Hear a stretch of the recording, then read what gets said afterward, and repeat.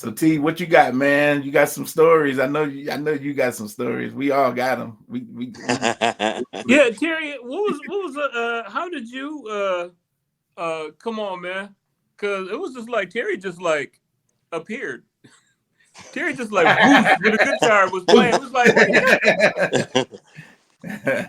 um, Lito and I decided to start doing right, and got back in the church, and he knew I played a little, and he said you should bring your guitar and sit in. So I asked y'all if I could sit in, or Lito, one of us asked, and they said y'all said yeah, and I started playing just with the choir for a year or so, and then one day Chris said, "Hey, he wants you to start traveling with us," and I was like, "Traveling where? With who?" And he said, "With the group," and I was like, "Huh? Me?" So, and next thing I knew, 27 years later, I was still there. 27 years later. Yeah. I Wow. I remember when I was writing "Can't Live Without You."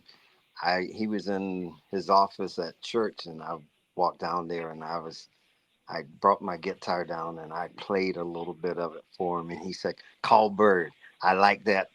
I like that." Yeah, I remember that.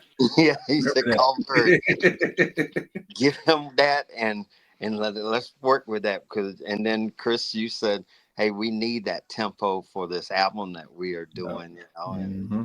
I had just written verses, and the next thing I know, Chris had me to come over and listen to what they had done with the vamp and stuff, and I was like, "How did they come up with that?"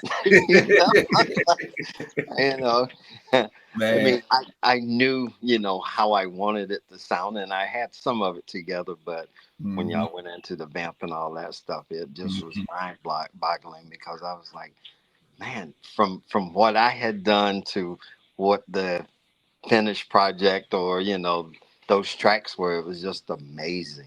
So Yeah. Yeah.